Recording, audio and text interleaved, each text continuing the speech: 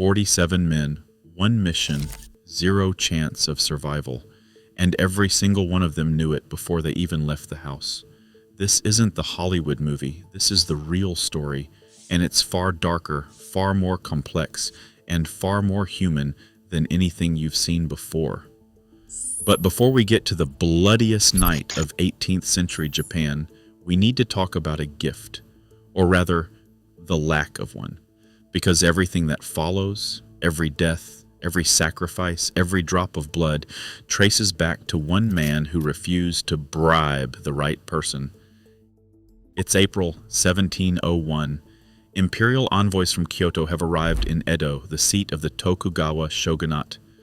A young nobleman named Asano Naganori, lord of the small domain of Akko in western Japan, is ordered to receive them with proper court ceremony.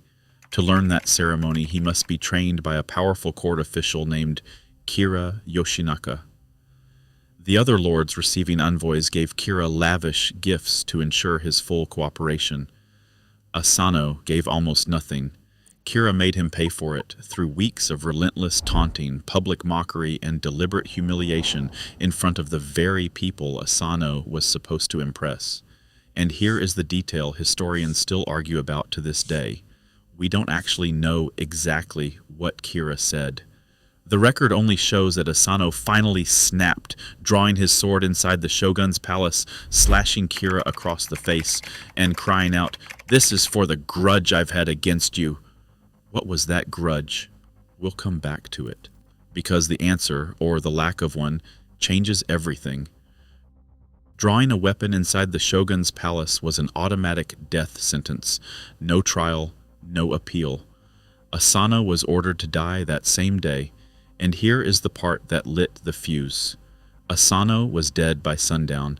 His estate was seized. His 300 samurai retainers were stripped of their status, cast out as Ronin, masterless men with no income, no purpose, and no lord. Kira, the man who provoked all of it, received no punishment. Not a fine, not a reprimand, nothing. So you now have 47 men with nothing left to lose, watching the man who destroyed their lord walk completely free. And one of those men had a plan, so patient, so precise, and so psychologically brilliant it would take over a year to execute. His name was Oishi Yoshio, and what he did next looked, to everyone watching, like total personal collapse. While the other Ronin were grieving or sharpening swords in rage, Oishi moved to Kyoto and began living what appeared to be a dissolute life, drinking heavily, stumbling through the entertainment districts, spending his nights in sake houses. He divorced his wife and sent her away. He let himself be seen face down in the gutter, reportedly mocked and spat on by strangers who recognized him as a fallen samurai. Kira's spies were watching. They sent back their reports. This man is broken. He is no threat. That was exactly what Oishi needed them to believe, because while he played the drunk in Kyoto, his men had quietly moved into Edo. One posed as a carpenter, one as a merchant, another became a monk. From the inside, they were mapping every corridor, every guard post, every door of Kira's mansion. The trap was being built around Kira, and Kira had no idea. By late 1702, the intelligence was gathered. The weapons had been smuggled into the city piece by piece, and the plan was complete. But before the attack, one final detail. Out of the roughly 300 retainers Asano once had, only 47 stayed loyal to the oath. The rest chose safer lives and were remembered as cowards for the rest of history. The 47 held a final dinner together. Think about that for a moment. Every man at that table knew with certainty that he would either die in the assault or be executed by the state afterward. There was no path that ended in survival, and every single man stayed at the table. January 30th, 1703, snowfall over Edo. 47 men dressed in black split into two teams, one at the front gate, one at the back. This was not a samurai movie charge. This was a coordinated military operation with timing, signals, and contingency plans. They breached the mansion. They cut through the guards. And then they found Kira's chambers empty. His bed was still warm. They searched the mansion room by room. Nothing. And then someone found it. A hidden entrance behind a large decorative scroll leading to a secret courtyard tucked away from the main building.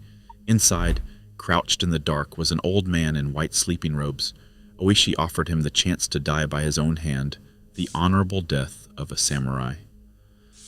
Kira either refused or could not bring himself to act. Oishi finished it himself, using the same style of short blade that Asano had been ordered to use to end his own life. There is a kind of poetry in that detail that no screenwriter invented. They carried Kira's head through the snow to Sengakuji Temple, where Asano was buried. They washed it at a stone basin. They laid it before their lord's grave and bowed. The mission was complete.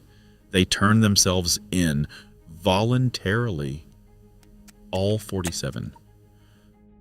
The shogun now faced a problem with no clean solution. If he pardoned the Ronin, he would signal to all of Japan that private revenge was acceptable, that any man could bypass the law if his cause felt righteous enough.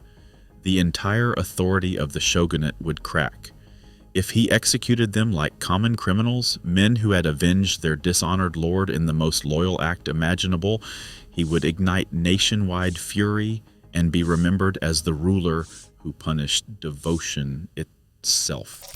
The compromise, the 47 were ordered to commit ritual suicide, not execution, seppuku, an honorable death, the state's way of acknowledging what they did while still enforcing that the law could not be broken, even for loyalty. One man was pardoned, the youngest of the group, and sent back to AKO to deliver the news. 46 died together on March 20th, 1703. They are buried side by side at Sengakuji Temple in Tokyo to this day. Now here's where the story gets stranger, because within weeks Japan's cultural machine exploded and the shogunate tried to stop it. Censorship laws at the time forbade dramatizing current events, so playwrights did what creative people have always done when blocked. They found a loophole. They changed all the names. They set the story 350 years in the past. The audiences knew exactly who every character was. It was the most public secret in Japan. By 1844, 47 separate plays had been written about the Ronin. The masterwork, an 11-act kabuki drama called Chushingura, premiered in 1748 and has never stopped being performed. Ukiyo-e masters like Hokusai, Hiroshige, and Kuniyoshi turned the story into hundreds of woodblock prints. Kuniyoshi alone produced at least 11 complete series on the event. And now, back to that mystery motive from the very beginning. Why did Asano attack Kira? What was the grudge? Historians have argued about it for 320 years. The Ronin themselves, in all their surviving letters, never once explained it. The most credible theories point to money, class resentment, and sustained personal humiliation, possibly all three, but the exact truth died with Asano that April evening. That obscurity is part of why the story never stopped haunting people. When the motive is unclear, every generation gets to project its own meaning onto it. Every December 14th, people gather at Sengakuji Temple in Tokyo, the date the Ronin completed their mission. They light incense. They leave offerings. 320 years later. Not because 47 men killed someone, but because 47 men made a deliberate choice with full knowledge of the cost and paid it completely, without hesitation and without exception. Were they heroes? Were they killers? Were they both? The shogunate said one thing, the people said another. That argument has never fully ended, and maybe it shouldn't, because the tension at the center of this story is the same tension that runs through every society that has ever tried to balance law against justice, loyalty against obedience, and honor against survival. They made their choice. History remembered every single one of their names.